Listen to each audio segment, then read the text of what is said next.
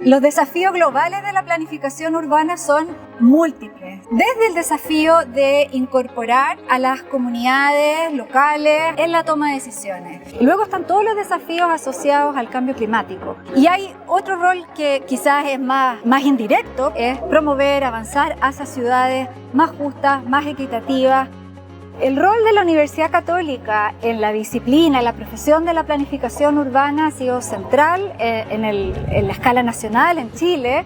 Somos la única universidad que imparte un pregrado y un posgrado, un magíster en planificación urbana en el país. Somos además una universidad que históricamente ha desarrollado la disciplina de los estudios urbanos y territoriales y la planificación urbana desde la década de los 60 en Chile. Tenemos una estrecha colaboración con distintas universidades de Argentina, Brasil, Colombia, México. Buenas tardes a todas y todos los asistentes. Agradecemos mucho la presencia, principalmente de la expositora Darinka, que nos viene a visitar desde Holanda. Damos inicio a la primera jornada de investigación de este 2023, que lleva varios ciclos, que comenzó en 2018 y que se realiza cada semestre acá en el Instituto Darinka. El objetivo de estas jornadas de investigación es que las profesoras, los profesores puedan ir mostrando la investigación que desarrollan en general sobre temas o proyectos que están en curso, y la idea es que sea en un espacio así más pequeño, en una mesa, y que sea con un esfuerzo de poder conversar más horizontalmente sobre los temas que se trabajan. Bueno, presentamos a Darinka. Darinka es socióloga y profesora asociada de la Facultad de Arquitectura y Entorno Construido de la Universidad Técnica de Delft, en Holanda, y actualmente se encuentra participando junto al profesor Javier Ruiz Tagle en un proyecto asociado con el Nimbus sobre orientaciones para el diseño e implementación de un programa de cooperativas cerradas de vivienda en Chile, y además postulando a un proyecto Anillos. Espero que les vaya muy bien. En esta ocasión comenta el profesor Javier Ruiz Tagle, y nada, los dejamos abiertos para que puedan tomar apuntes y participar activamente de la conversación que va a abrir la profesora con su presentación. Bueno, buenas tardes y gracias por venir aquí a escucharme lo que les quiero contar.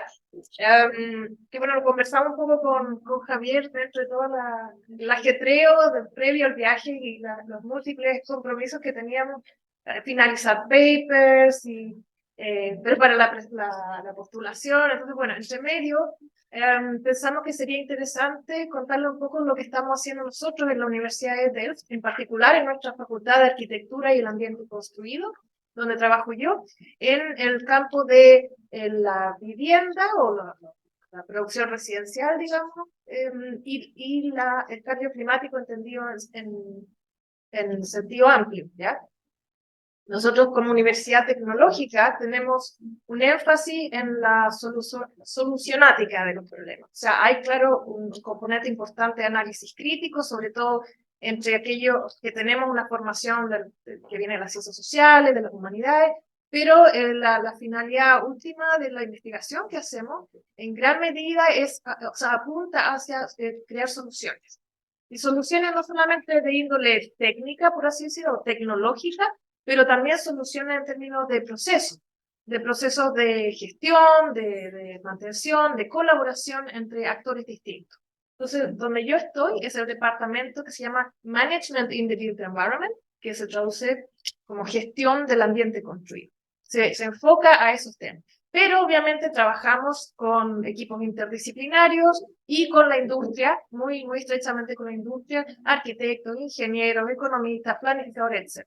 Entonces es un ambiente realmente muy interdisciplinario que al mismo tiempo se refleja en la interdisciplinaridad de nuestra investigación. Entonces voy a empezar por contarle un poquito de la universidad. Entonces, como decía, es una universidad tecnológica. En Holanda tenemos 4 universidades tecnológicas: Twente, Wageningen, Eindhoven y la TU Delft. cada una tiene como una historia ligada a las empresas que generaron el desarrollo de esas zonas. Por ejemplo, Eindhoven, que tiene una facultad de arquitectura y diseño también muy fuerte, muy buena, ellos tienen mucha relación con la Philips, la industria Philips. Entonces trabajan mucho en sinergia con ellos en desarrollar pilotos de nuevas, para testear nuevas soluciones, materiales, sistemas constructivos, barrios, formas de hacer vivienda, etc. Y nosotros en Delft, lamentablemente digo, porque estos días estamos bajo mucha crítica y de hecho acabo de ver en las noticias que los estudiantes se tomaron en la universidad porque nuestra historia está ligada a la Shell. Los malos de la película hoy en día. Están todos los jóvenes participando, como esto de acá, pero bueno, el tema ya en este minuto es de la ecología, el cambio climático, que justamente apunta a la relevancia de vincular el gran problema, ¿no es cierto?, multidimensional del cambio climático, la crisis climática, como le llamamos también, a todos los ámbitos de acción. Y eso incluye, obviamente, la construcción de las ciudades, de la vivienda, en sus múltiples facetas.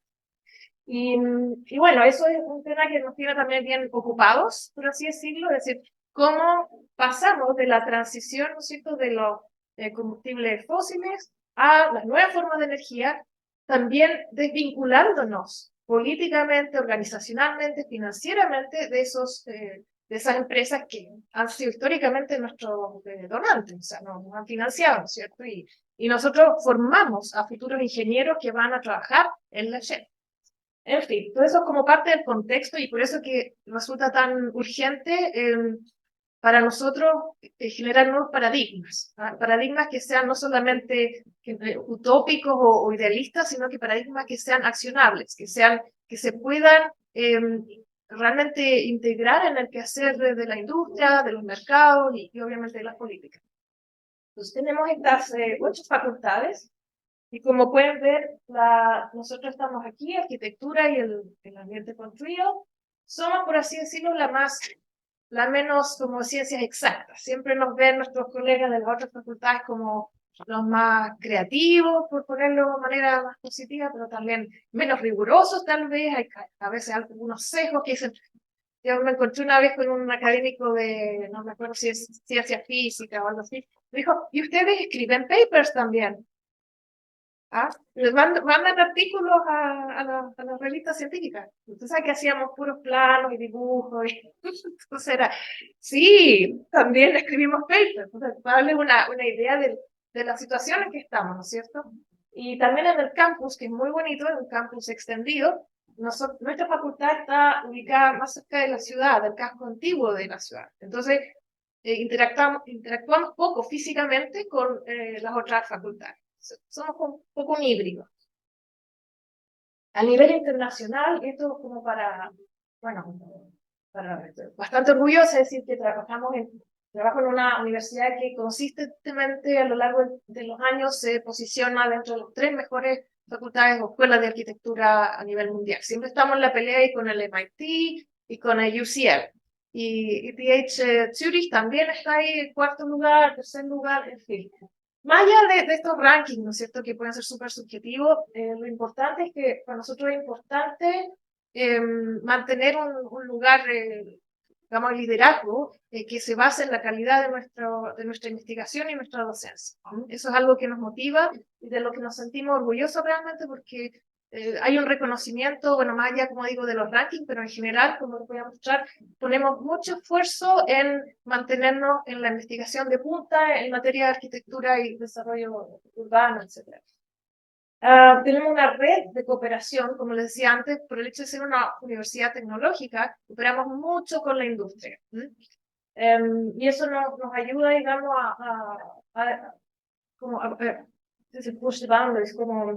a seguir expandiendo las fronteras de la innovación.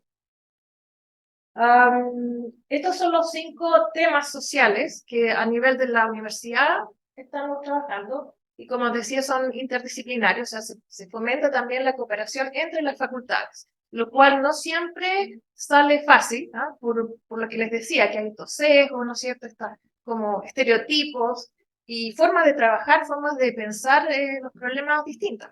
Pero es un desafío importante y también desde el gobierno holandés está incentivando mucho la cooperación entre universidades, entre facultades distintas. Por ejemplo, hace 5 años se lanzó lo que se llama la Agenda de Investigación Nacional, que fue un proceso inusitadamente bottom-up, o sea, partió desde las bases. El equivalente al que con ICID acá, o sea, ANID ahora, ¿no? Allá en Holanda se llama NBO, y esta organización, que es la que entrega el financiamiento para la investigación, convocó a grupos sociales en sentido amplio a mandar preguntas en un proceso de consulta amplia, que nos interesa saber dónde hay vacíos de conocimiento para solucionar los problemas que enfrenta el país hoy día. Entonces llegaron como cientos y cientos de preguntas, y ahí entonces este organismo, esta agencia de financiamiento de la investigación, las organizó, las sistematizó, y de ahí surgió una agenda de investigación. Entonces, desde ese momento, los investigadores tenemos que organizarnos en grupos que incluyen distintas universidades dentro del país, un poco así como el sistema de anillos, o sea, según lo que entiendo. O sea, tienes que colaborar a través de disciplinas y a través de universidades, ¿cierto? No solamente dentro de tu universidad, y ni siquiera tanto con universidades internacionales. Es muy enfocada a resolver los problemas sociales en Holanda. Y eso también presenta un desafío, a aprender a hacer como, por lo general, se tiende a competir entre universidades, ¿cierto? Esta nueva lógica es lo contrario, es decir, bueno, vamos a cooperar por el bien del país, vamos a tratar de poner nuestra expertise a servicio de solucionar los problemas. Y entonces este es el espíritu de estos temas, ¿cierto? Una es salud y cuidado. Ahí, por ejemplo, bueno, están obviamente los temas sociales, los temas médicos, pero también hay mucho de robótica, por ejemplo, que es la nueva frontera también del conocimiento. Transición energética, y ahí nuestra facultad también está muy activa. Tenemos una serie de institutos ahora que están localizados dentro de este programa de transición energética, y uno de ellos es el Urban Energy Institute, que lo lidera uno de mis colegas. Entonces se aboca principalmente a conseguir financiamiento y desarrollar investigación en el tema y todo lo que concierne a la transición energética en ciudades y en contextos, bueno, urbanizados. Es muy, muy aplicado. Y nos ha ido muy bien, hemos conseguido otros proyectos Horizon, por ejemplo, de la Unión Europea, es uno de nuestros puntos fuertes en ese sentido. Crisis climática en sí mismo también es todo un tema, obviamente. Inteligencia artificial y sociedad digital está entrando muy fuerte, y ahora sobre todo con todo esto de la ChatGPT que conversamos el otro día, también, o sea, tanto en la educación, cómo se ve eso en la educación, como en, bueno, el progreso en varios temas sociales y de eficiencia, etc. Y por último, urbanización y movilidad. Ese es un tema también importante. Ahora, esta es nuestra facultad. ¿Qué estamos haciendo nosotros dentro de ese marco? Le llamamos bouwkunde. Bouwkunde en holandés significa bouw es construir y kunde es el saber construir. ¿Ya? Y en realidad todos le llamamos bouwkunde, o BK es la abreviación, en vez de decirle el nombre tan largo.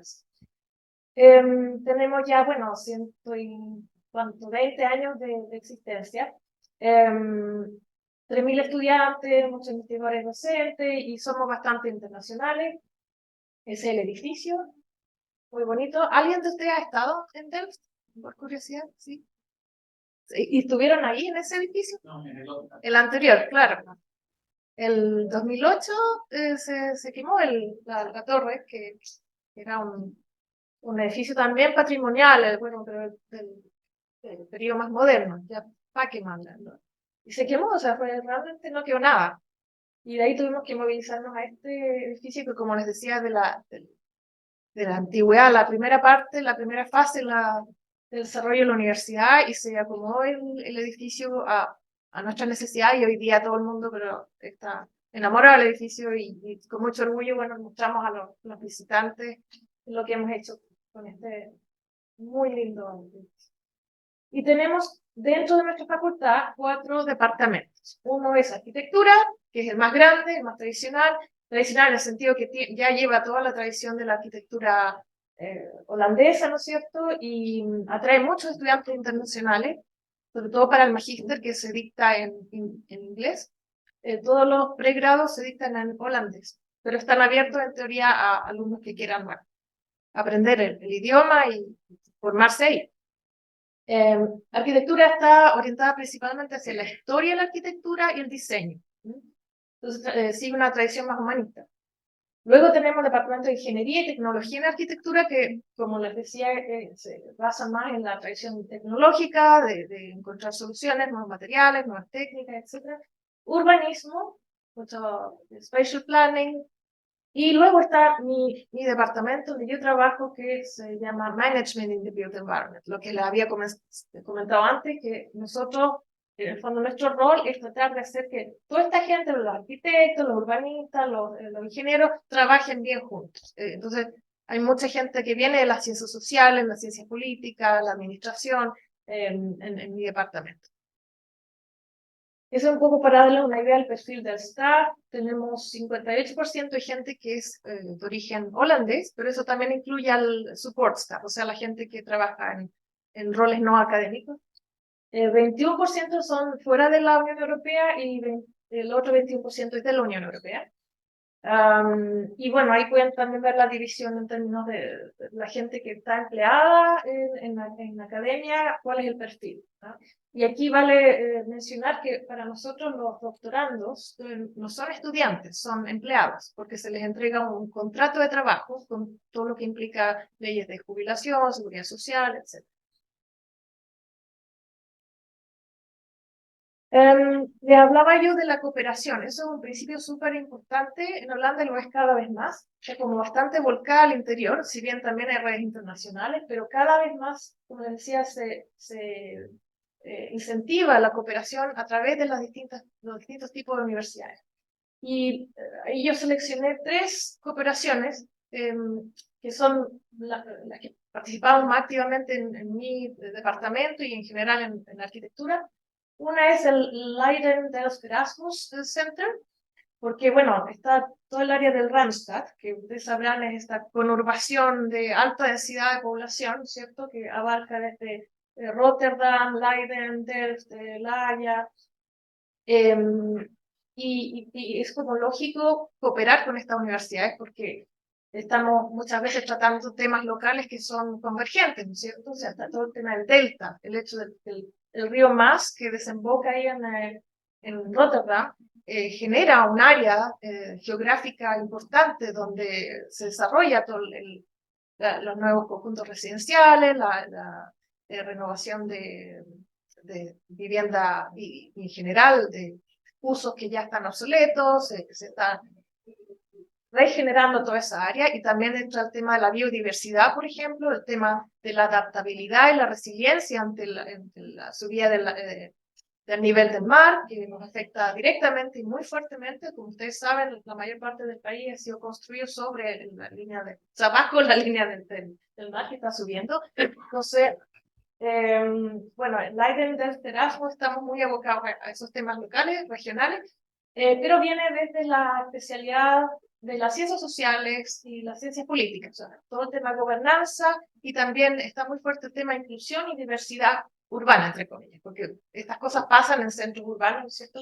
La inmigración, las tensiones sociales entre los grupos étnicos.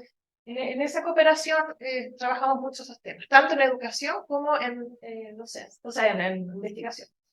Luego está el Amsterdam Institute for Advanced Metropolitan Studies, o AMS, como le llamamos. Esa es una cooperación súper interesante, o sea, un modelo que yo no lo he visto en ninguna otra parte del mundo. Lo que ocurrió fue que la ciudad de Ámsterdam no tiene una universidad de tecnología local. Entonces tenía la necesidad de encontrar soluciones a una serie de temas más ingenieriles, de sistemas constructivos, infraestructura, ¿cierto? Desde una mirada de la tecnología y la innovación. Entonces ellos financiaron la creación de un instituto que está localizado en Ámsterdam y que lo conforman la Universidad de Wageningen, la Universidad que está más cerca bueno, en el norte, digamos, abajo de Groningen, la Universidad de Delft, o sea, nuestra universidad, y el MIT, que es bastante como sorprendente, ¿no? O sea, ¿por qué el MIT? No me preguntan por qué, yo creo que fue un contacto que hubo en algún minuto entre la gente del MIT que les vendió esto a Ámsterdam o Ámsterdam quiso tener al MIT, pero la cosa es que nosotros trabajamos mucho en conjunto en ese tipo de temáticas, mucho en movilidad, por ejemplo, sistemas de movilidad sostenible, con la metodología de los Living Labs. No sé si acá en Chile ustedes también trabajan con Living Labs o saben lo que es. ¿No? ¿Nadie tiene experiencia? Bueno, Living Labs es una metodología que surgió, yo diría, en la última década y que en Holanda y en general en Europa se ocupa mucho. Y consiste en el fondo, tratar una situación real en un espacio concreto, con actores reales, con un problema real, como una especie de laboratorio. ¿Ya? Entonces se genera un acuerdo en que los investigadores diseñan esta intervención, este experimento social, si se quiere, social urbano, porque muchas veces esto ocurre en el centro urbano.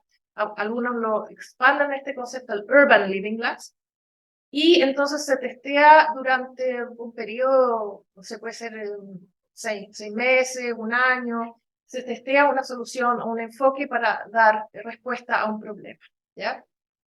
Por ejemplo, en economía circular, que es uno de los temas de punta que les voy a hablar más adelante, investigación que estamos haciendo en eso.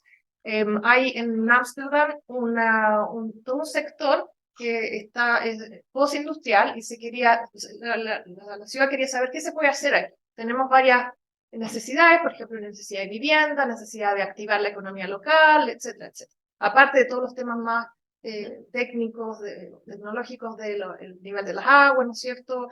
Cómo construir, dónde construir, etc.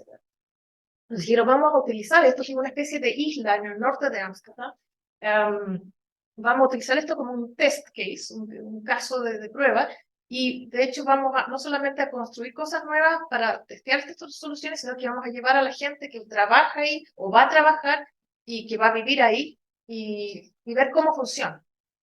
Y vamos a incluirlos a ellos desde el comienzo del proceso en toda la toma de decisión. Entonces se hacen talleres, y todo esto está liderado por los usuarios. Tiene un enfoque de co-creación, que es algo que también comentábamos ayer. Incluir a los usuarios como agentes activos en la creación de la solución.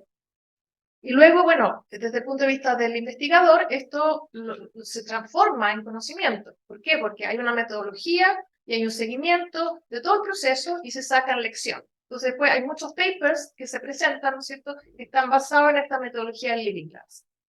Y bueno, ha tenido bastante éxito, sobre todo, como les decía, en temas urbanos, sociales, e incluso se ha adaptado esta metodología en varios programas de financiamiento de investigación a nivel europeo, donde se hacen redes, networks de Living Labs en distintos países, en distintas ciudades. Entonces, una forma de aprendizaje, de creación de conocimiento, e incluso lo usamos mucho para integrar alumnos de magíster, por ejemplo, que hacen su tesis de magíster ligada a un Living Lab. Entonces, en el fondo es un win-win, porque nosotros ganamos mano de obra, digamos, de los estudiantes que hacen, ojalá, un buen trabajo, ¿no es cierto? No tenemos que pagarles y ellos ganan la experiencia y el caso que les va a servir para realizar su investigación. Bueno, AMS se ha especializado en este tema de los Living Labs. Y el tercer ejemplo es el Delta Convergence Initiative, que también es un proyecto que ha recibido mucha plata, sobre todo en la ciudad de Rotterdam, la provincia de South Holland, que es donde está Delft y Rotterdam y La Haya, porque a las autoridades, a los gobiernos locales, provinciales, les interesa mucho entender cuáles son las herramientas, los enfoques para adelantarse a todos estos procesos de cambio ecológico y social. Lo social, como veían, el Leiden se da mucho, y en el caso del Delta Convergence, los temas que se focaliza esta iniciativa son las ciencias médicas, porque Rotterdam es famoso por su hospital universitario, que hace mucha investigación en medicina, y en TU Delft también tenemos todo el tema de robótica, como les decía, de prostético, etc. También hay temas de gobernanza regional, cómo coordinarse, cómo gestionar con distintos actores a distintos niveles de soluciones comunes. Uso del suelo, manejo de aguas y obviamente el tema del cambio climático con adaptabilidad y resiliencia. Y bueno, a nivel internacional, para darle una idea de con quiénes cooperamos, qué ciudades, qué universidades, y aquí tenemos la Pontificia Universidad Católica de Chile, con quienes tenemos ya hace un par de años, más de un par de años, yo diría 5 o 6 años, un convenio de cooperación académica bilateral. ¿Ah? Entonces, bueno, yo muy orgullosa también siendo parte de la pequeña comunidad de investigadores chilenos allá, que nuestro decano ve con muy buenos ojos esta iniciativa, ¿no? O sea, la facultad aquí está muy bien considerada también a nivel internacional, entonces nos interesa mucho continuar en esta línea para hacer más cosas juntos, tanto en investigación como en docencia. Así que en eso estamos, por ahí, por ahí. Bueno, las líneas temáticas de investigación del periodo actual en nuestra facultad son estas, ¿no es cierto? Entonces se clasifican de acuerdo a los desafíos sociales, que ya les he mencionado varios. El más de índole social, por así decirlo, es el tema que se denomina desigualdad urbana. O sea, todo el tema segregación, el tema tensiones, problemas de inclusividad, ¿no es cierto? Incluye también acceso a la vivienda, acceso a la ciudad, ¿no? Desde una perspectiva más crítica. Crisis climática en sentido amplio y escasez de recursos. Entonces yo marqué ahí como en verde, ¿no es cierto?, temas en que trabajo más yo, mi equipo, mi grupo.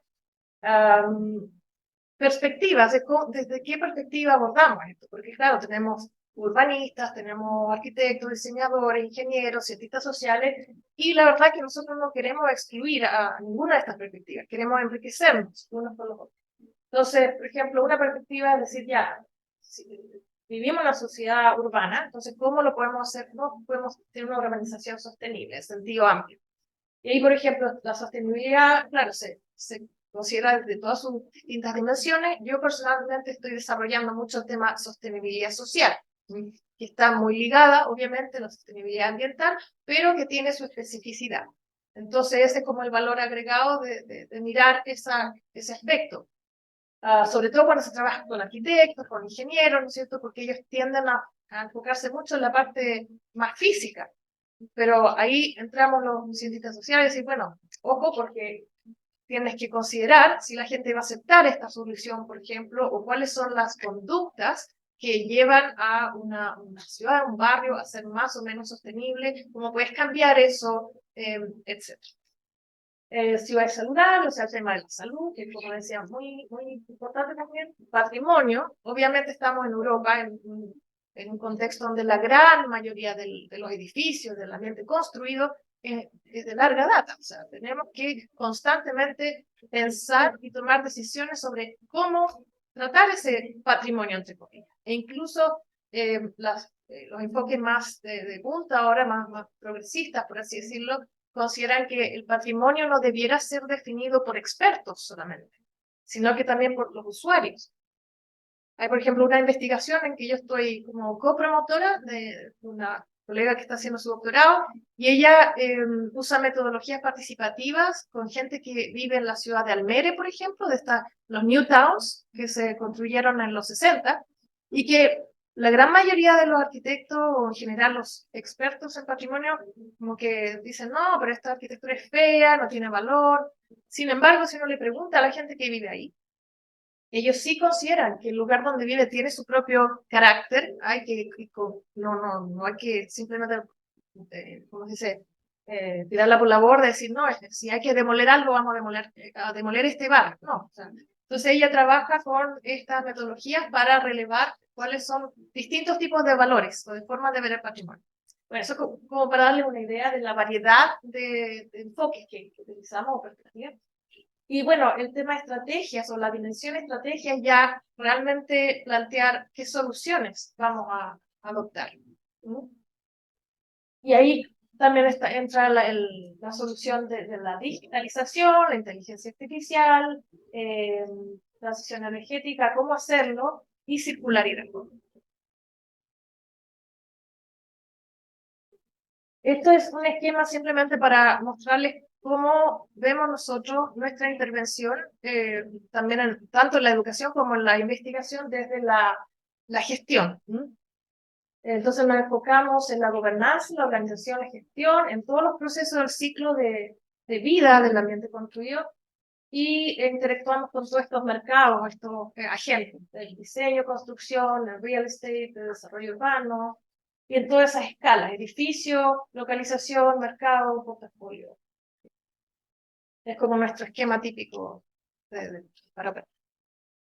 Ya, estos son, yo quería darles como un ejemplo de proyectos que han sido particularmente exitosos en términos del impacto que han causado. Este es el Repair Project, que ya terminó, pero que generó también, bueno, una serie de TEDx, como ven, no solamente impacto a nivel académico clásico, o sea, en términos de número de dice, citas, de indicadores de ese tipo, ¿no es cierto? Sino que también generó impacto en distintos grupos de posibles usuarios. Y lo que este proyecto, lo que se enfocó fue en el tema de manejo de recursos en áreas periurbanas, o sea, áreas que son, como les decía, no las áreas de punta, sino que áreas que tienden a ser como dejadas un poco de lado. Y ocuparon el enfoque del metabolismo urbano. Entonces miraron desde esa perspectiva cómo activar esas áreas periurbanas a través de, bueno, reciclar y reutilizar y reparar. El repair como que juega un poco con esa idea. Después tenemos otro proyecto que lo hacemos también en cooperación con la UvA, la Universidad de Ámsterdam, que es enfocada en las ciencias sociales y políticas. Y este proyecto busca mirar todo el tema de las Sustainability Transitions, que no sé si acá en Chile están también trabajando ustedes con ese paradigma de las transiciones, no sé, ¿cómo dice? Transiciones de sostenibilidad. Sostenibles. O transiciones psicológicas.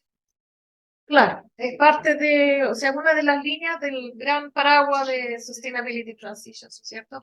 Y en Rotterdam, en la Universidad Erasmus, ahí está un centro de conocimiento en que ellos son los que han teorizado más sobre este tema, ¿no? En las Urban Sustainability Transitions, nosotros también trabajamos mucho con ellos en este tema.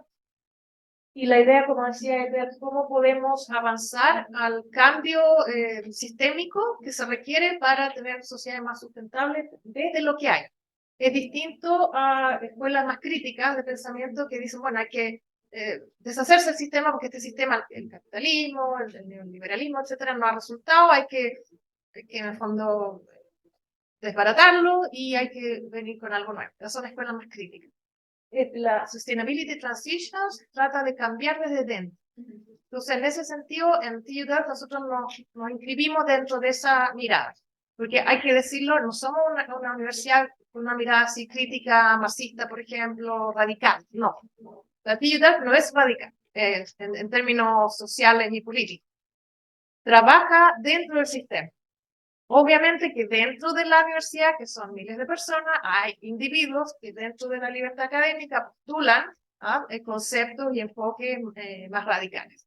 Pero como, digamos, universidad, la filosofía es trabajar dentro del sistema y, claro, cambiar lo que hay que cambiar. Es distinto a la Universidad de Ámsterdam, por ejemplo, donde sí hay un pensamiento mucho más de izquierda, más crítico. Y bueno, parte de nuestra facultad también ha trabajado mucho con el llamado sur global, pero con sociedades mucho más, digamos, proceso de desarrollo más pobre, o sea, con India, con Etiopía, Bangladesh, se ha hecho mucho trabajo con ese Global South, ¿cierto? Entonces, cuando yo planteo, por ejemplo, aquellos entre nosotros que queremos trabajar con un país como Chile, entonces es bastante difícil posicionarnos, ¿cierto? Porque está toda esta división entre el Global North y el Global South. ¿Dónde cabe Chile? Si uno lo compara con estos países, es muy difícil, por ejemplo, obtener un subsidio, un financiamiento. Es decir, yo quiero mejorar algo en Chile. Chile no necesita subsidio, en Chile se las puede solo, ¿no es cierto? Entonces, no sé si eso le ha pasado a usted con colegas del... Pasa desde los 90. Pasa desde los 90. Ahí empezó, ¿no es cierto? Retiro de las ONGs. Claro, entonces en el tema de investigación internacional también se tiende mucho a encasillar o a poner etiquetas a los países en función de dónde están en este supuesto lineal de desarrollo, cosa que también varios de nosotros estamos cuestionando, la linearidad del desarrollo. Por ejemplo, ahora está el paradigma del decrecimiento, degrowth, está muy fuerte, agarrando realmente mucha fuerza, e incluso la Unión Europea está financiando investigación en decrecimiento, lo cual es bastante contradictorio si se ve toda la política de la Unión Europea, que el crecimiento, el GDP, vamos a crecer, la economía hay que reactivar. Por un lado, predican eso, por otro lado, están dándole plata a investigadores que estudian el decrecimiento. Entonces, ese es uno de los grandes temas que se están dando ahora, controversias, discusiones. Y bueno, es atingente a esto, ¿no? Porque si vamos a trabajar en una cooperación internacional, mirando sociedades que están en distintos momentos del desarrollo, entre comillas, ¿no es cierto? Asumiendo esta linearidad, bueno, ¿cómo vamos a tratar eso? ¿Desde qué marcos teóricos? ¿De qué estamos comparando? ¿Hacia dónde queremos ir? ¿Queremos ir todos al mismo lado? Esas preguntas son bien fundamentales y obviamente uno tiene que planteárselas cuando estudia estos desafíos, incluyendo el cambio climático.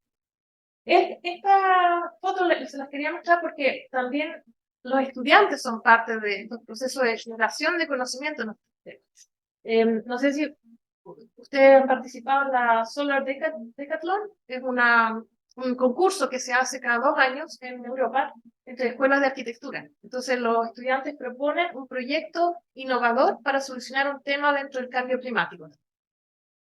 Bueno, nuestra escuela siempre está participando, le va muy bien, y varios prototipos que de hecho han construido, por ejemplo, una casa está en la Green Village, el pueblito verde, que es un área en nuestro campus que se ha dedicado a experimentos en materia de sostenibilidad, ¿ya? Entonces se construyen cosas, prototipos, se instalan por un cierto periodo y se llevan visitantes, se hacen debates, discusiones. Y uno de estos proyectos fue una casa que simulaba, o sea, se reconstruyó la típica casa esa pareada, angosta holandesa de los años 30, que ya estaba muy ineficiente energéticamente. Entonces, ¿cómo la vamos a hacer el retrofit? ¿Cómo se dice retrofit? Es como el actual. ¿No? Es la reparación energética para la eficiencia energética, para mejorar la eficiencia. Claro. Es repararla, ¿no es cierto? Sí. Claro. La idea era un concepto en español, ni upgrade, ni improvement. Claro. Mejoramiento energético. Mejoramiento energético, claro. Entonces, bueno, ellos propusieron varias intervenciones en esa casa y se construyó y se llevó a París, que fue la sede del Solar Decathlon ese año, y ganaron. Entonces, después la casa la trasladaron a Delft y ahí está en exposición, la pueden ir a ver, en fin. Bueno, y ya cerrando un poco con ejemplos de proyectos recientes que nosotros desarrollamos, les quería mostrar, esta es una iniciativa bastante reciente. Empezó, a ver, primero, un check, la economía circular. ¿Quién está familiarizado con esa idea? ¿Sí? Vale. ¿Alguien puede explicar, tal vez, qué es la economía circular para los que no saben mucho? El simple sería pensar todos los procesos productivos de forma tal de que sean circulares. Es decir, todo se piensa como que se puede aprovechar la fase siguiente y no genera desechos. De alguna manera se planifica todo el proceso, desde la extracción del material hasta el desecho del envoltorio del. Exactamente, sí. Y la idea, bueno, se ha propagado mucho a través de la Ellen MacArthur Foundation en Inglaterra, que ha puesto una fundación, esta mujer que era, ¿cómo se dice? Viajó, sailor, navegó y ganó un montón de premios, en fin, y bueno, muy millonaria. Y ella, navegando en el mundo, se dio cuenta de que los océanos estaban súper contaminados, se escandalizó y dijo, ya voy a dedicar mi fortuna a introducir un nuevo paradigma. Y ahí, bueno, juntó a la gente como más capa en este tema y ellos llegaron con la idea de la economía circular, que ya transitaba como idea hace varias décadas, pero ellos como que la marketearon y la entregaron un impulso increíble gracias a todos esos recursos. Y hoy en día, bueno, se ha transformado en un paradigma que la Unión Europea lo ha adoptado, el gobierno holandés con su agenda de investigación lo ha adoptado. Entonces, la investigación, obviamente, como nosotros vamos donde está la plata, ¿no? Y además que es un paradigma que realmente resuena mucho con los valores de muchos de nosotros, ¿no es cierto? Porque precisamente cuestiona esta idea de la economía lineal, de que hay que seguir produciendo, consumiendo, produciendo, consumiendo, produciendo, porque eso es lo que está matando al planeta, ¿no es cierto? Yo creo que la mayor parte de la gente estaría de acuerdo con ese diagnóstico. Ahora, soluciones, esta es una de las soluciones. Es decir, bueno, vamos a pensar, como decías tú, ¿cuál es tu nombre? Marcelo. Marcelo, como decía Marcelo, vamos a pensar antes de ponernos a idear cualquier servicio o producto, ¿qué va a pasar? Cuando yo produzco algo, ¿qué va a pasar con eso? ¿En qué va a terminar? ¿Va a terminar en la basura, contaminante? ¿Se puede reciclar? ¿Se puede reutilizar? ¿Qué va a pasar? Entonces, es realmente un cambio de filosofía respecto a todos nuestros sistemas productivos y de consumo. Ahora, ¿cómo se ve eso en el ambiente construido? ¿Cómo se ve eso en la vivienda? Un montón de colegas empezaron a hacer investigación, proyectos chicos, pilots, testeo, en fin, y al final nos dimos cuenta, oye, esta cuestión está creciendo, pongámoslo todo en un sitio web dentro de la universidad, y así se creó el Circular Built Environment Hub. ¿Ah? Entonces ustedes pueden cliquear ahí, pueden ver, reúne a toda la gente que está haciendo doctorado, postdoc, investigación, los proyectos que hay, ¿no es cierto? Y la idea es convertirse también en un recurso abierto, ¿ah? Para cualquier persona u organización que quiere, por ejemplo, replicar estos conceptos que se están creando, estas nuevas formas de producir, de que lo puede hacer. Entonces, aquí hay 4 proyectos que yo pensé que pueden ser de interés. Uno es el CHARM. Este proyecto recibió financiamiento europeo, entonces una red de distintas universidades y distintos actores, creo que es en Suecia, en Inglaterra, en Holanda y en Bélgica, y también en Francia. Y ellos se están enfocando en la renovación y gestión de la vivienda desde la perspectiva circular y de upcycling, otro concepto. ¿Quién sabe lo que se le ocurre que puede ser el upcycling? Está el recycling y está el upcycling. Y el downcycling. El upcycling, en el fondo, cuando uno dice voy a reciclar, se voy a reutilizar algo. Por ejemplo, un jeans viejo, lo corto y hago una bolsa, una cartera. En el fondo, el producto se mantiene con el mismo valor. Sin embargo, cuando tú le agregas valor al reciclar, estás haciendo un upcycle. Un típico ejemplo es que me dio un colega el otro día, ladrillos.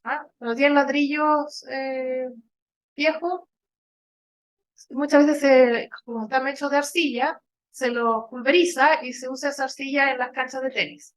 Entonces, ¿le está agregando valor al producto o no? No, porque en realidad es como arcilla para las canchas de tenis, no tiene un gran valor para la sociedad, ¿no es cierto?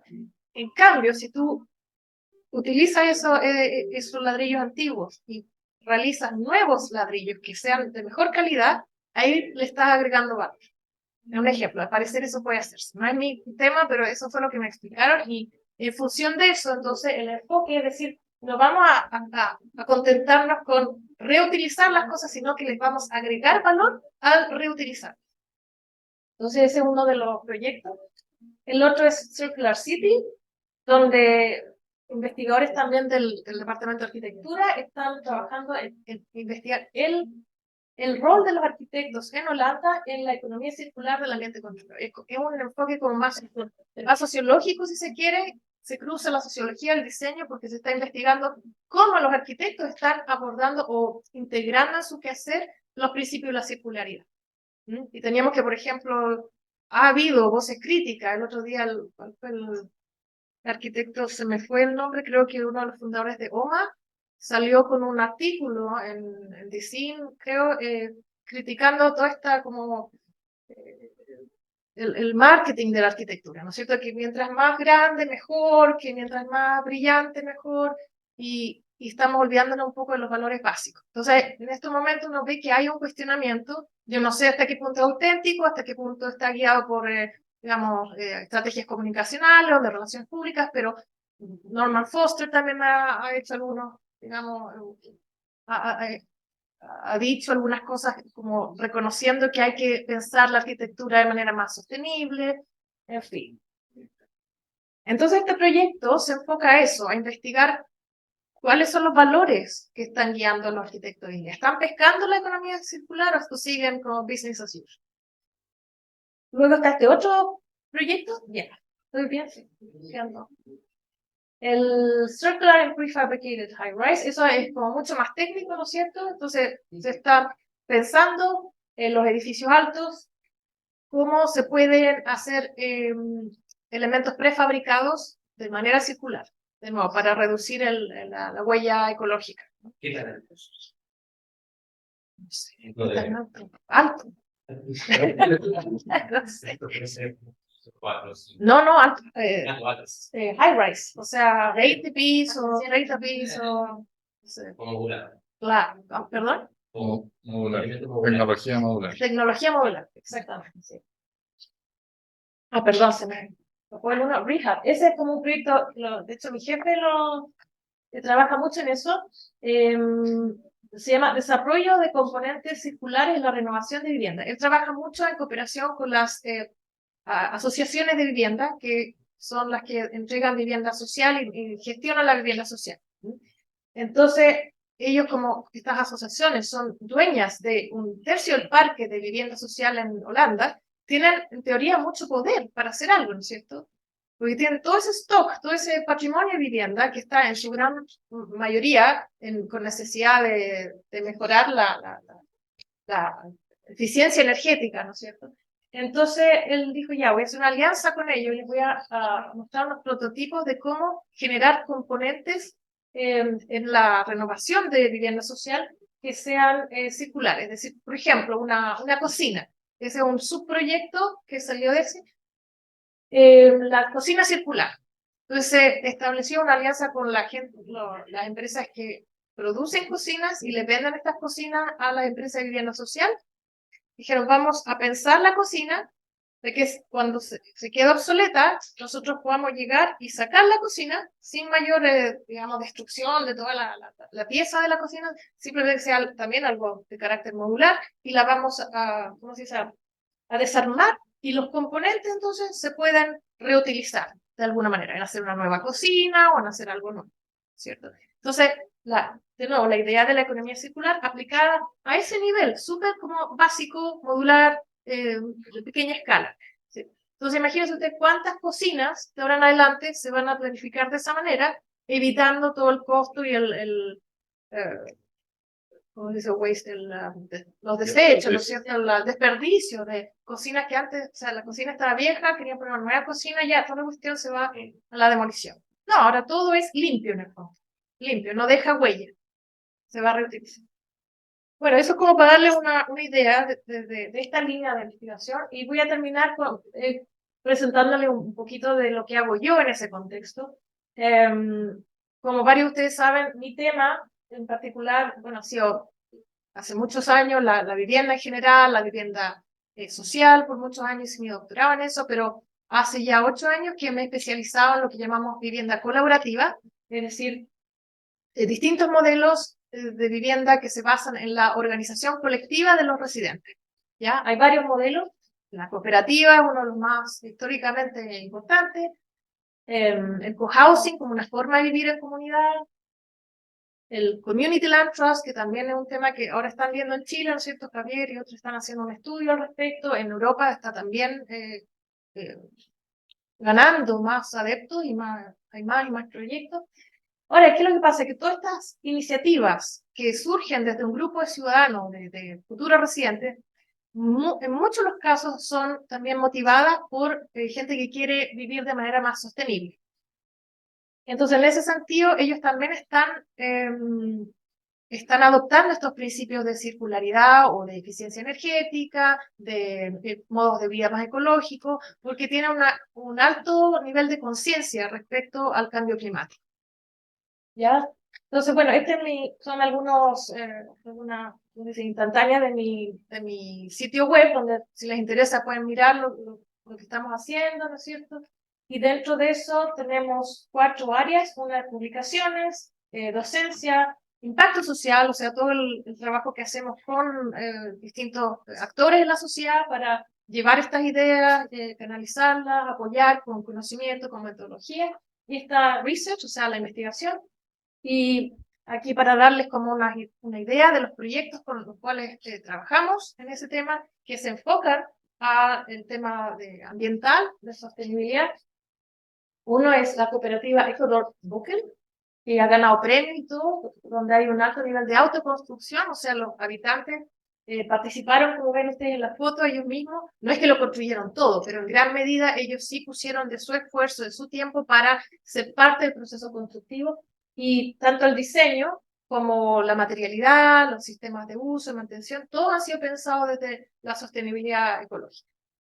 Y el otro ejemplo es más urbano, porque el Ecodorp, como lo dice el nombre, es un pueblito ecológico. O sea, ellos se fueron al campo para poder hacer su proyecto común. Pero en Ámsterdam, en medio de la ciudad, está la cooperativa de Wagen, que también pensó todo el edificio de manera circular. Y ese ha sido uno de los casos como más pioneros en implementar estos principios en la vivienda, y a mí me da mucho gusto decirlo, también desde el cooperativismo, ¿no? O sea, decir, bueno, lo hacemos como un grupo porque creemos en esto, porque es un valor que guía nuestra voluntad de vivir juntos en el futuro. Y eso sería lo que quería contarles. Si tienen inquietudes, comentarios. Muchas gracias, Darinka, por la presentación. Ahora damos la palabra al profesor Javier Ruiz Tagle para que haga los comentarios y luego abrimos la palabra a la mesa. Bueno, quería pedir un aplauso para la presentación. Darinka está acá, como lo decía en un principio, por un estudio que estamos haciendo para el Ministerio de Vivienda, que es sobre cooperativas de vivienda. Hemos estado trabajando juntos en varias iniciativas de publicación e investigación hace rato. Pero queríamos, además de estos que es súper específicos, mostrar la agenda de investigación, y Darinka no solo presentó su agenda, sino que la agenda de todo su departamento, de toda la facultad. Entonces, por eso es que no es una presentación de un tema y un proyecto en específico, sino que está básicamente siendo embajadora de toda su facultad. ¿Y por qué enfatizar que lo dijo Darinka? Tenemos un convenio vigente entre esta facultad, la FADEU, con la Facultad de la Universidad Técnica de Dep, en lo cual hemos hecho pequeños avances. Tuvimos el año pasado la tesis de magíster de Florencia Vergara, donde estuvo Darinka como profesora externa, y esperamos hacer más cosas de intercambios, ya sea presencial, online o como podamos, digamos, de estudiantes, de académicos, colaboraciones, etc. Ahora, hay bastantes paralelos que se pueden ir haciendo, muchas cosas obviamente que estamos a años luz también, pero nos preguntaba Darinka por la colaboración y la asociatividad entre universidades y no sentirse tan en competencia, digamos. En Chile lo más cercano que tenemos a eso son los proyectos FONDAP, que dependen de la división de asociatividad o de los proyectos asociativos de ANID, dentro de los cuales están los proyectos anillos, pero los proyectos FONDAP son los grandes proyectos que tenemos. Tenemos el COES, tenemos el CEDEUS, ambos dos están aquí en esta facultad como su centro de operaciones, y hay, creo, 3 o 4 proyectos más dedicados a medio ambiente, dedicados a temas indígenas, etc. Y ahí hay muchas universidades dando vueltas. Como preguntas te dejo algunas. Tenemos paralelos en el ecosistema de las universidades y en las cosas que hacemos respecto a esta mezcla entre arquitectura y estudios urbanos. En el caso de nosotros, donde más lo vimos en carne propia es en el doctorado, donde enseñamos un mismo programa desde epistemologías muy distintas. En arquitectura tienen una enseñanza de arte y humanidades. Se enseña mucho de arte, digamos, no tanto de tecnología como en el caso tuyo. Y en el caso de estudios urbanos, muy de las ciencias sociales. Y a veces nos cuesta, digamos, nos cuesta encontrar puntos en común cuando uno habla mucho de arte y lo otro de ciencias sociales. Acá también llegan estudiantes que vienen de la arquitectura, pero se olvidan un poco de la arquitectura para dedicarse un poquito más a la planificación y a los estudios urbanos y a los temas más prácticos, digamos, no tanto trayendo como la teoría o las pretensiones normativas que deriva de la arquitectura. ¿Qué más? Otro de los énfasis que mencionaste fue el tema de los énfasis que pone la Universidad de Delft en la transición energética y la urbanización. Y hay un tema que discutimos recién respecto de las transiciones sustentables que se están planteando desde paradigmas más críticos, el tema de las transiciones justas o las just transitions. Que es una visión, una aproximación más de las ciencias sociales respecto de cómo se obliga o se impulsa a una sociedad a hacer esta transición, pensando en que también tiene que ser socialmente sustentable, no solamente tecnología, sino que sustentable en todos los ámbitos, económico, social y ambiental. Y cómo eso también se traduce en la investigación y en la docencia. Que tenga esta visión social y no solamente con un foco en la última nueva tecnología de autos eléctricos, por decir algún ejemplo, por ejemplo. Mencionaste también lo de los Living Labs, que es esta situación real de testeo de soluciones, que ahí me parece que es donde estamos más lejos, digamos, porque el tema, claro, uno podría decir que hay ejemplos de investigación-acción hace mucho tiempo en Latinoamérica, pero más bien el hecho de tener pilotos, de plantear un piloto para luego escalar una política pública, en Chile por lo menos no existe, sino que en Chile tenemos que pasar eh, por la metodología del Sistema Nacional de Inversiones, por la aproximación de los presupuestos por resultados, que es todo lo que deriva así de Banco Mundial años 70, todavía estamos en esa forma de hacer política o de crear e implementar política pública. Y el primer paso para eso es tener el ticket de la rentabilidad social, el RS, por lo cual se pasa cualquier proyecto dentro del Estado. Y luego se echan a andar proyectos y programas y planes masivos fondo de pensarlo en una oficina y luego a la masividad, pero no hay un piloto intermedio. Entonces, ahí en eso sí que estamos muy lejos eh, como para poder escalar políticas como se hace en Holanda. Uno lo puede justificar en términos de recursos, de decir, bueno, no tenemos plata para hacer un experimento y para luego escalarlo. Pero quizás hay formas de justificar el hecho de hacer un experimento y de distintos actores, no solamente el Estado. Imagino que hay distintos actores tratando de armar estos experimentos para luego decir, ok, funciona, escalémoslo, agrandémoslo a todo el país, etc. También mencionaste el tema como los tres focos de la facultad en Delft, que es desigualdad urbana, crisis climática y escasez de recursos, y cómo me sorprende con el fondo el énfasis que ponen estos tres patas de la sustentabilidad, lo social, la desigualdad urbana, lo ambiental, la crisis climática y la escasez de recursos en lo económico. Y ahí sería bueno quizás que expandieras en algo que en Chile algo ha llegado, que es este paradigma de las donuts, Sí. que lo han Sí. pensado en Ámsterdam o el municipio de Ámsterdam, o si es un tema más bien holandés en general, pero es un tema que está ahí apareciendo respecto de los límites del crecimiento, que es un tema que se viene discutiendo hace rato. Del paradigma del degrowth, el decrecimiento, y que hay investigaciones sobre esto, ahí me queda la duda si en el fondo es solamente decrecimiento económico o puede ser también visto desde el decrecimiento poblacional, incentivado, digamos, más allá que haya despoblamiento como podría haber habido en el centro de Santiago en los 80, o un decrecimiento de la extensión urbana, digamos. ¿Desde qué aproximaciones se puede ver?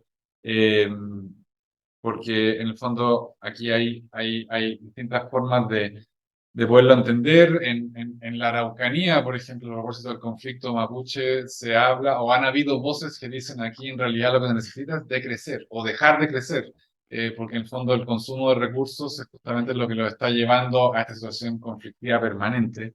Y hay que ponerse en el horizonte el hecho de no crecer tanto o de dejar de crecer como se está haciendo.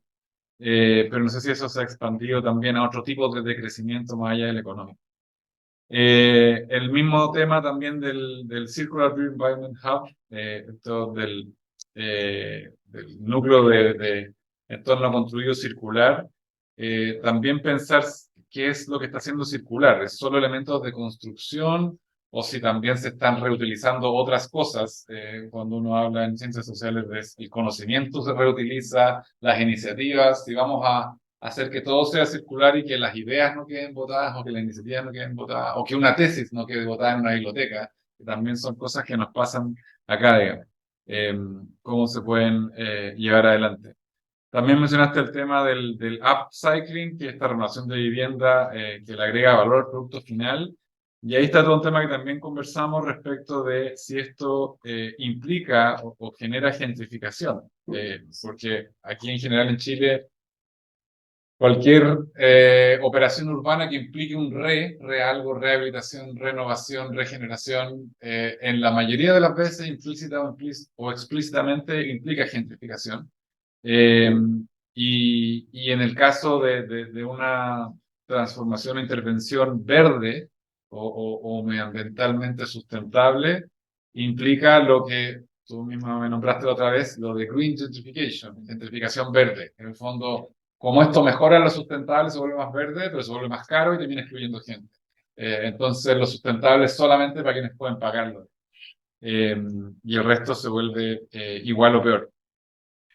Eh, y lo mismo, el fondo cuando mencionas lo del collaborative housing, la investigación en vivienda colaborativa, cómo esta mezcla entre solidaridad y sostenibilidad de las cooperativas de vivienda más contemporáneas, que entiendo que son cooperativas más de clase media, no tan cooperativas tan de clase baja, en qué medida implica una elitización elitización o gentrificación o elitización de los procesos, que en el fondo solamente los que puedan pagar algo sustentable, porque en el fondo la discusión más simple es decir, ok, a nosotros las cosas nos salen baratas porque están hechas de la forma más cochina posible. O sea, si te compraste algo en Zara o una ropa china que te salió barata, lo más probable es porque está hecho de manera muy poco sustentable. Y si quieres comprarte algo más sustentable, te va a salir más caro. El tema es cómo eso se compensa o se equipara con necesidades sociales también.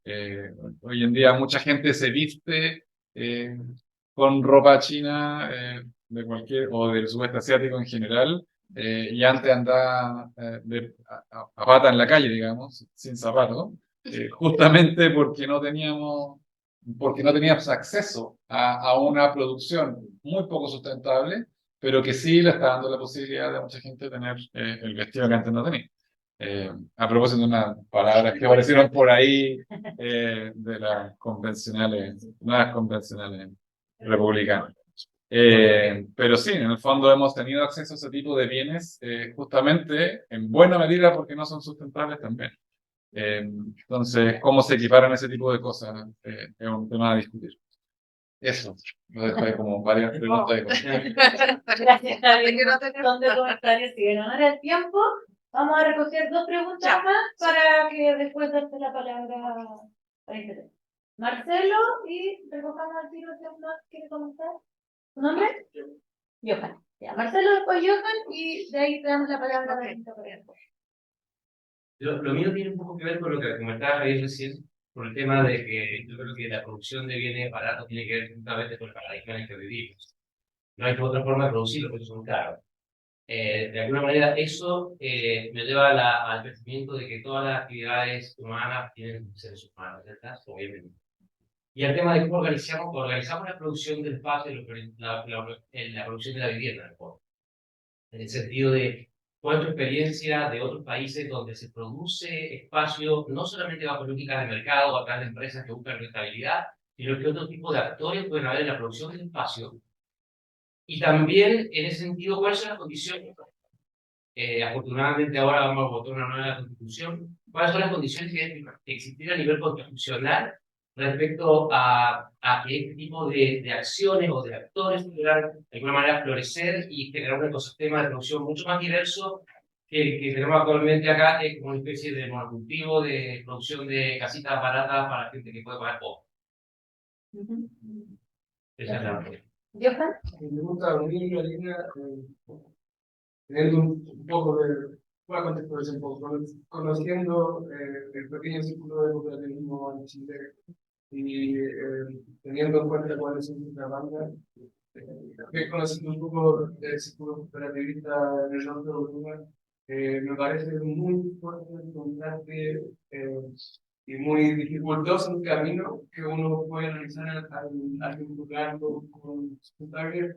Creo que las demandas del círculo cooperativo chileno están todavía en otro nivel de demandas, creo que están muy alejadas y creo que van muy en la línea de los ciudadanos, que creo que es un tipo de cooperativismo que puede pagar una clase media europea, que está muy alejado de lo que puede pagar el tipo de persona que está en ese cooperativismo hoy en día, que probablemente no está más vulnerable. A lo mejor puede tener esa demanda, pero no podría compararla. Y esa sería como la primera interrogante. Y la segunda, vinculando como ciertos caminos para llegar por ahí. Me ha pasado de que es una manera muy fácil de acercar a la gente a esta vinculación con lo sustentable, retraerse un poco a la cultura original chilena, que creo que sí está muy presente en el cultura cooperativo. Y por ahí entra muy bien el tema, como que tienen una vinculación muy distinta con cualquier materialidad. Pero ese salto me parece muy grande. Creo que está muy lejano de lo que fue el cooperativismo chileno en este momento. Yo creo que yo me refería más al cooperativismo como sustantivo más que como adjetivo, porque el cooperativismo es una forma de hacer cosas. Y eso puede tratarse entre como nosotros mismos, claro, pero es como en un país por el nivel de individualismo que tiene Chile hoy, como en la política oficial, es difícil organizarse cooperativamente, porque ni siquiera un banco te permite abrir una cuenta. Pero hay intenso, hay una serie de maneras. Puede abrir, o sea, hay muchas maneras de tener una cooperativa. Puede abrir una empresa, bueno, pero justamente, puede abrir una empresa en un día, ¿no es cierto? Pero no puedes abrir una cooperativa en un día. Por eso ya. Gracias. Muy cierto. ¿Sí? Si hay algún nicho en el fondo para poder hacer exacto de la cooperativa en el caso de uso, a un modelo similar, porque la clase media también demanda vivienda. Abrirlo como pregunta desde la visión europea. ¿Cuál es tu nombre? Carolina. Bueno, muchas gracias a todos por sus preguntas, inquietudes y en realidad todo resuena, ¿no? O sea, también lo primero que quisiera decir en general es que cuando uno piensa en Europa desde Chile dice, todos son clase media, tienen recursos, pueden hacer. La realidad en Europa hoy día es no todos pueden hacerlo. Hay gente que está muy marginalizada también, bueno, partiendo por los inmigrantes, las minorías étnicas, e incluso gente que no es inmigrante, que es nativa, pero que lo está pasando muy mal económicamente, ¿eh? Sobre todo desde la crisis del 2008, ¿no es cierto? Por algo hablamos de crisis de vivienda. O sea, la crisis de vivienda no es una crisis que afecta a los más pobres, paradojalmente. ¿Por qué? Porque todavía en Europa existe estado de bienestar y los que eran sistemas de vivienda social muy amplios, abiertos a todos, en muchos casos, como en Escandinavia, en Austria, en Holanda, hoy día se han ido residualizando, como decimos, ¿cierto? O sea, se han ido enfocando más que nada en los más vulnerables. Entonces, la situación irónica hoy día es que la gente con más problemas tiende a recibir una vivienda de algún tipo, o sea, no se queda sin techo. La clase media lo está pasando muy mal. ¿Por qué? Porque están cayendo en un vacío entre la aspiración a la casa propia, ¿no es cierto?, que también ha sido como política muy predominante en las últimas décadas, del 80, en muchos gobiernos se ha, digamos, sacado recursos de la producción de vivienda social y se ha puesto en el incentivo de la propiedad privada. Por ejemplo, le contaba, creo que a Javier, que yo cuando llegué a Holanda arrendé un año en el sector privado. Era carísimo, ¿ya? Carísimo. Entonces, mis colegas me decían, pero ¿por qué no te compres una casa? Yo nunca me había comprado una casa, ¿no? Nunca había tenido necesidad. Se compraba una casa, pedir una hipoteca, pero si te devuelven plata, me dijeron. Y ahí empecé a cachar que el gobierno holandés le incentiva o subsidia a los privados por comprarse casa. Y por eso que el sector privado y las cooperativas hoy en día están encontrando difícil encontrar un lugar y suficiente apoyo del gobierno incluso entre un sistema subsidiado de vivienda social de alquiler, que es la tradición en Holanda, ¿no es cierto? Y que cada vez este sistema se está achicando más, se está focalizando más en los más vulnerables, y hay listas de espera de más de 10 años, ¿no es cierto? Sobre todo para la gente que tiene ingresos hacia arriba, digamos. Entonces, entre ese sistema y el sistema de hipotecas, que cada vez es más estricto, sobre todo desde la crisis. Entonces, desde la crisis es más difícil conseguir hipotecas. Además, actualmente los intereses están súper altos, entonces, sobre todo a los hogares pobres les está costando mucho adquirir vivienda propia y al mismo tiempo no califican para una vivienda subsidiada. Entonces, la situación actualmente es tal que hay una brecha de gente que abarca, sobre todo desde las clases medias bajas a la clase media media, y que están excluidos de la vivienda adecuada, según sus necesidades, ¿ya? Es en ese contexto que surge la cooperativa como una opción de vivienda no especulativa, desmercantilizada, como Decomodificada. estaba decomodificada, ¿no es cierto? Y que está agarrando bastante vuelo, sobre todo entre grupos activistas por el derecho a la vivienda, el derecho a la ciudad, ¿no es cierto? Hay todo un movimiento cooperativista que está renaciendo, porque bueno, las cooperativas van a lo largo de la historia, ¿no es cierto? Suben y bajan, eso mundialmente. Pero más que más se han mantenido bastante resilientes, se han acomodado a distintos gobiernos de turno y a las distintas ideologías. Algo que también conversábamos el otro día, de que por un lado las cooperativas son exitosas y al mismo tiempo no exitosas por el mismo motivo, que es porque para la derecha son demasiado solidarias, comunitarias, ¿no es cierto? Y para la izquierda son demasiado privadas. Entonces, dependiendo del gobierno de turno, van a tener más o menos éxito o apoyo, dependiendo cómo se vendan, cómo se presenten, ¿no es cierto? A qué valores están apelando. Y hay un grado de pragmatismo en eso. Entonces, tú, por ejemplo, comentabas de la diferencia entre las motivaciones. Bueno, en Europa, nuevamente, hay una gran diversidad de motivaciones que llevan a la gente hoy en día a autoorganizarse colectivamente. La ecología es una de esas motivaciones. Y es verdad que tienden a hacer proyectos de gente, no te diría gente que tiene mucha plata, ni siquiera eso. Hay gente que tiene un alto capital social y cultural. Entonces, la gente, por ejemplo, de Barren, de la cooperativa circular que te comenté, es un grupo de treintañeros que tienen pegas súper, digamos, sexy, por así decirlo, en Ámsterdam. O sea, trabajan en consultorías de arquitectura y diseño urbano, en Metabolic, que es una consultora que la lleva en materia de economía circular. Entonces, hay gente muy progresista, gente muy bien educada, que tienen redes y tienen conocimiento. Entonces, ¿por qué han sido exitosos? Y eso ya se ha estudiado y todos los que conocemos el caso sabemos que es un caso bastante único, porque ellos supieron cómo moverse, supieron cómo conseguir sus préstamos, supieron cómo armar un business plan, ¿no? Un plan de negocio, supieron con quién hablar, qué hilos mover, ¿no es cierto? Cómo se ven, cómo se presentan. Entonces, hay todo un tema también sociológico, cultural, de fondo, decir, bueno, ellos tienen esa visión y el proyecto es magnífico. O sea, ojalá hubieran más proyectos, ojalá gente que no tiene su capital social y cultural pudiese llegar a hacer algo así. Sin embargo, desde una perspectiva más positiva, más constructiva, vemos que ellos son pioneros y siempre ha habido pioneros que tienen esas capacidades, esos recursos y que muestran que se puede hacer, si hay voluntad, si se ponen los recursos a la disposición. Entonces, en el fondo, la gente que aboca o, digamos, promueve la cooperativa está usando estos casos como ejemplos para mostrar lo que sí se puede hacer. Ahora, no todos los que, como te decía, no todos los que quieren armar una cooperativa o vivir en comunidad tienen altas aspiraciones ecológicas. Más y más se ve que hay gente que le cuesta encontrar vivienda. Por ejemplo, en Bruselas, el caso del CLT, el Community Land Trust, ¿no? Ellos partieron desde la crisis de vivienda para grupos marginalizados. Y cuando digo ellos, me refiero a un grupo de activistas, de gente que trabajaba en ONG, asistentes sociales, en fin, y de arquitectos con, digamos, una visión más social de la arquitectura.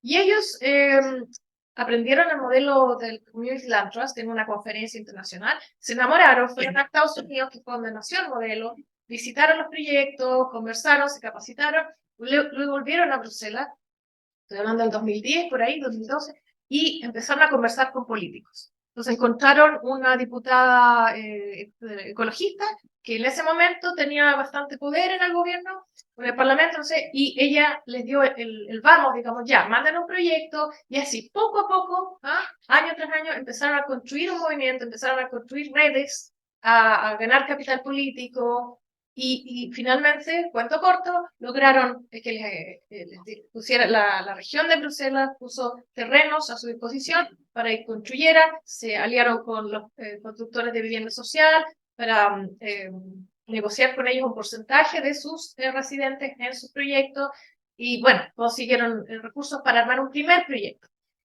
Ahora, lo calificamos esto como vivienda colaborativa porque el grupo de futuros residentes era gente que participó en el proyecto desde el primer momento. Entonces se constituyó un grupo, los asistentes sociales, en fin, de la ONG, facilitaron el proceso, pero todo el diseño social y arquitectónico se hizo con los futuros residentes.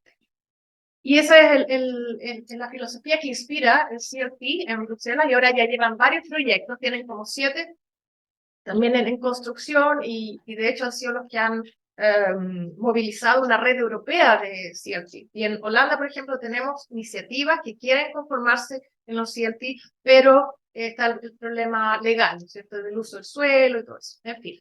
Eso para mostrarles que hay una gran diversidad, hay una gran necesidad, no es solamente lo ecológico, pero como en todas partes se requieren ejemplos exitosos y pioneros. Entonces, en ese sentido, llevándolo acá al caso de Chile, también yo encuentro que es súper importante tener buenos ejemplos, las buenas prácticas, como se dice, para mostrar lo que es posible, e entusiasmar a otra gente, decir, oye, pero eso se ve bonito el proyecto, se ve interesante, a ver cuánto cuesta.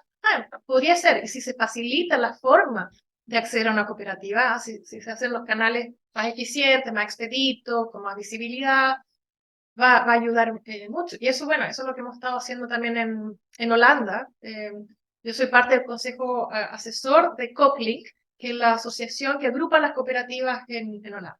Entonces, gracias a eso he podido aprender harto de cómo ha sido el proceso y lo que ha costado. O sea, requiere de mucha movilización a nivel de política, lobby, negociaciones con todos los actores. O sea, el cooperativismo no se construye de un día para el otro, sobre todo donde no lo ha habido históricamente, que es el caso de Holanda y el caso de Chile. No es lo mismo que Suiza. Hubo, pero como sabemos, con una interruptus. Bueno, no sé cuánto tiempo más tengo, pero para abordar también lo que me preguntaba Javier, y que es un tema que actualmente yo también estoy bien motivada, bien metida, en fin. En Europa y en particular en Holanda, que es donde vivo yo, ¿no es cierto? Hay un grupo de académicos, sobre todo desde la Universidad de Ámsterdam, que están presionando mucho, promoviendo el decrecimiento, ¿ya? ¿Te vas? Ya, bueno, justo, ¿eh? Y el decrecimiento entonces se plantea como un paradigma que sobre todo critica el rol del norte global en la destrucción del planeta. Y entonces surge desde académicos y activistas que lo que quieren es que el norte se haga cargo de la embarrada que dejó en el fondo y decir, oye, no podemos seguir consumiendo y produciendo a este nivel, tenemos que retraernos. Ahora, ¿cómo se traduce eso a nivel urbano? Que era la pregunta también. Hay una coalición por el decrecimiento urbano de Holanda, ¿ya? O sea, realmente un grupo de académicos y activistas que lo que quieren es presionar para que se pare la construcción a menos que sea absolutamente necesario. Incluso el rol de la arquitectura, por ejemplo, se está cuestionando. El otro día me invitaron a participar en un panel súper interesante con gente activista del decrecimiento, una estudiante de magíster de Brasil que está haciendo su tesis con nosotros en arquitectura, realmente una brillante, y el tema de ella es Post-Oil Futures, o sea, futuros más allá del petróleo, claro.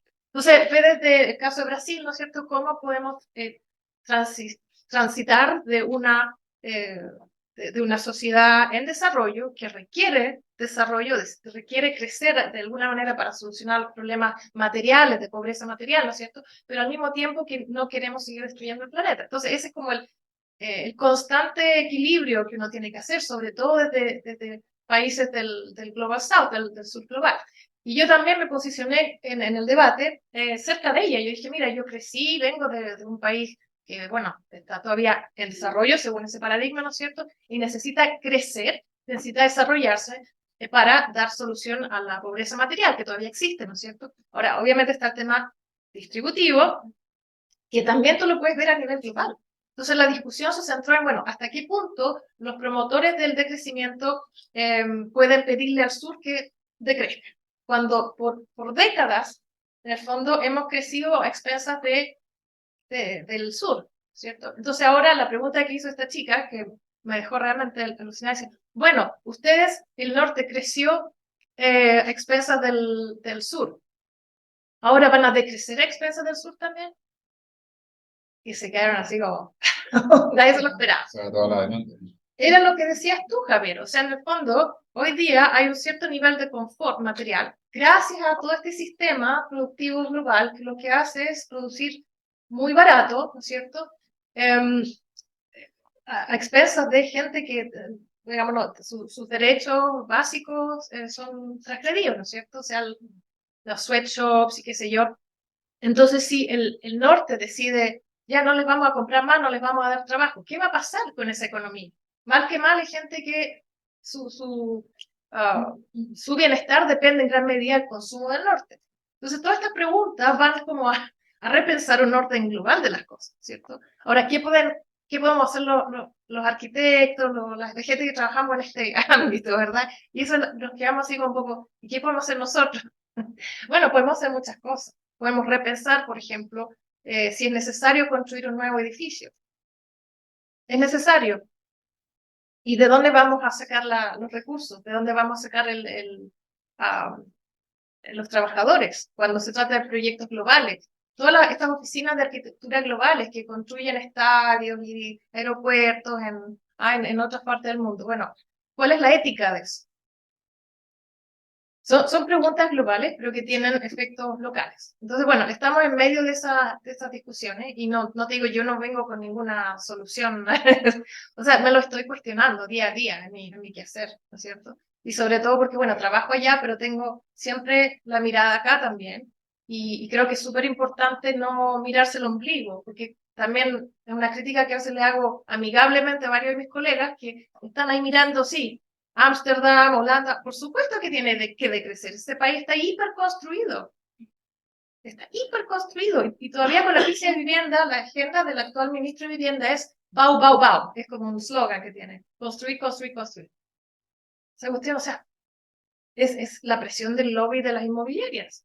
Que se la están dando ahora. Y bueno, hay crisis de vivienda. Ya tienen que liberar la regulación del suelo. Tenemos que construir aquí en el área verde, digamos, la área agrícola, ahí entran en conflicto con los agricultores que ahora salieron también con su nuevo partido y están oponiéndose todo esto. O sea, es realmente un ambiente muy tenso en ese sentido, con todas las agendas. Pero eso es parte de los debates que tenemos que tener, creo yo. Y acá en Chile, bueno, yo creo que lo bueno, en el fondo, es que todavía queda camino y ojalá se puedan negociar estos temas, porque van a llegar. O sea, ya están llegando, me imagino. Gracias, Darinka. Vamos a dar tiempo para una ronda de preguntas más y luego de esto cerramos. ¿Alguien tiene alguna pregunta o comentario de la conversación? Yo quería hacer un comentario también de cómo funciona nuestro país, a cómo funciona Holanda. Tú dijiste al principio de que Holanda tiene una red de ciudades que se conectan y cooperan. Pero en Chile todo se centra en Santiago. Entonces es súper difícil también ver la cooperativa fuera de Santiago, porque en las ciudades que no son capital no crecen a nivel nuestro, pero también tienen ese potencial de hacerlo. Entonces la cooperativa, ¿cómo funciona como unidad de urbanización? Perdona, dame un segundo. ¿Tu nombre? Daniel. Daniel. Perdona, ahora. Yo quise yo un tema que tiene que ver con el ritmo inminente que tiene Holanda respecto al banco. Perdona, no te El ritmo que tiene Holanda por el Riesgo. efecto de cuando la gestión de las instituciones, de qué manera están aplicando desde el mismo sistema, ya sea por circularidad o otra con las mismas transiciones justas o transiciones urbanas, porque Chile también es un país con mucho riesgo del cambio climático. Quizás no son los mismos, pero por ahí va a haber una ruta de crítica de algunas que existe de lo urbano. Gracias, Carolina. Una tercera pregunta, si es que hay, ¿no? Yo tenía un comentario respecto a lo que decía Johan en la conversación con Marcelo, que así como a veces nos planteamos mirar trayectorias no lineales de desarrollo o dejar de enfocarnos en una sola forma de llegar a este salto gigante que nos falta para llegar a ser como Holanda, una forma de verlo es, por ejemplo, tomar el caso de Cuba. En Cuba están en un tránsito a la sustentabilidad bastante avanzado para los subdesarrollados que están. Y no les ha costado mucho porque son un país súper autoritario. Entonces, claro, con una autoridad que les dice desde ahora todos usan este tipo de ampolletas, todos usan este tipo de refrigeradores, etcétera, les ha costado muy poco. Y de las cosas que se ven en Cuba, las cosas que no se ven son montañas de basura. No hay montañas de basura, no hay montañas de desechos, cosas así. Entonces ahí hay transiciones que no dependen tanto de los grandes recursos como para hacer las cosas más caras, sino que tiene que ver con formas de hacer dentro de las creatividades que tienen los recursos que tienen. No necesariamente una vuelta larga para hacer cosas tan caras. Estoy de acuerdo con eso. Sí, se puede partir por cosas muy, muy sencillas y muchas veces son cambios de formas de hacer, cambios de actitudes, de conducta. Y eventualmente la agregación de todo eso puede llevar a un cambio social más grande, ¿no? Bueno, a ver, las preguntas que me hacían, una es la cooperativa urbano versus rural. Estoy pensando en qué otros países es más como Chile en el sentido de la centralización y si es que eso tiene alguna influencia. No creo, fíjate. En cualquier caso, en Holanda se ve al revés, porque es más difícil hacer una cooperativa en ciudades, porque son más caras, el suelo es caro, la presión porque el suelo es más alta, que en una ciudad secundaria, por así decirlo. Entonces yo no veo por qué costaría más hacer una cooperativa en otras ciudades, fuera de Santiago. No sé bien.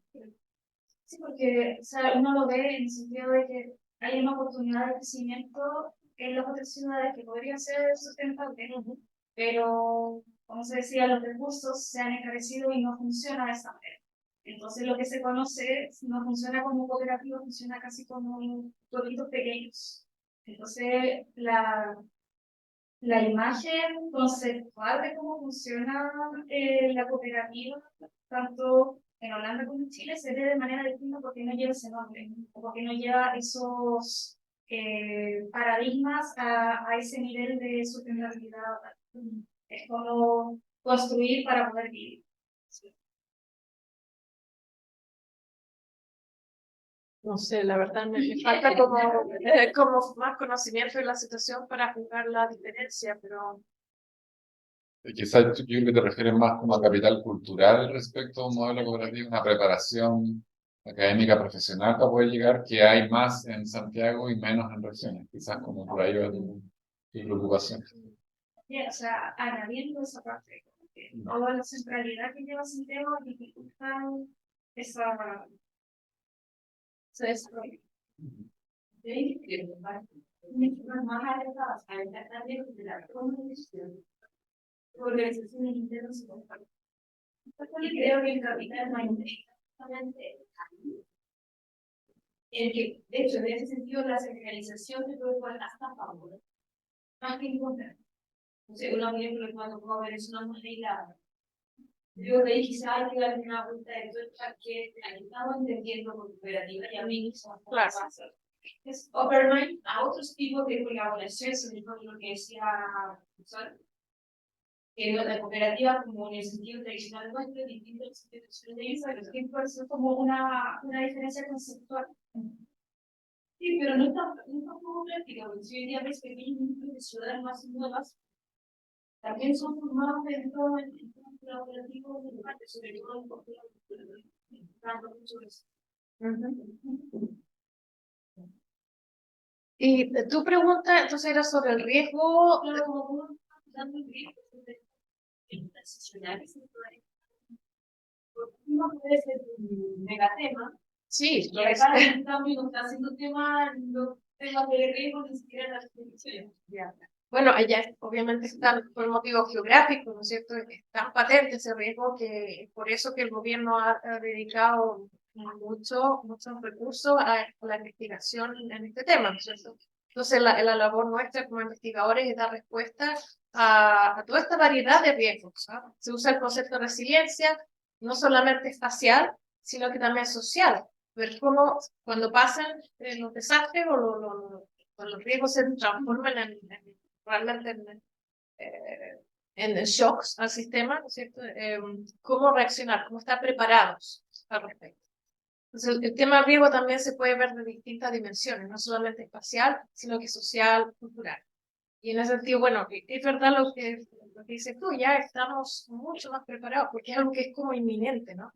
Ahora, en Chile supongo es un país también con una historia, una geografía de catástrofes naturales, ¿no? Y me imagino yo que se habrá aprendido de los últimos desastres en materia de localización de la vivienda, de sistemas constructivos, o debiera por lo menos. O sea, si se ve en el largo plazo, sí. Claro. O sea, todos los grandes terremotos han implicado grandes cambios normativos, pero Claro. se ve en el corto plazo, no es mucho lo que se ha avanzado desde 2010 ahora. Yo digo más que nada como riesgo inmediato del cambio climático. Nosotros estamos cambiando la normativa de costas de sociedad. Estamos como recién empezando a hacer esos cambios, que los riesgos son... ¿Y hay alguna como mesa de trabajo, comité que se haga cargo de pensar, de una perspectiva al respecto? Se nos fue en la Carlos Rojas, que era nuestro Sí. expertante en tal. Sí. Bueno, eso sería como... El Ministerio del Medio Ambiente está trabajando en esta agenda de cambio climático, de inversión legislativa. Eso. O sea, todos los países ahora tienen que tener, se No, organizan. según entiendo, hay una agenda como interministerial que la dicta el Ministerio del Medio Ambiente, pero que reparte hacia todos los otros ministerios en términos de cambio climático. Por ahí va la cosa. Sí. Ok, damos ahora un aplauso a la magistera. Gracias. Muchas gracias por la presentación, gracias a todas y todos los asistentes por la conversación. Y nada, les invitamos a estar atentos a las redes del instituto porque ahora se viene una serie de 3 jornadas más con el profesor Giovanni Vecchio, luego la profesora Carolina Rojas y finalmente cierra el profesor Quentin Ramos para que estén atentos a los temas y las futuras jornadas. Nos vemos. Gracias. Tenemos la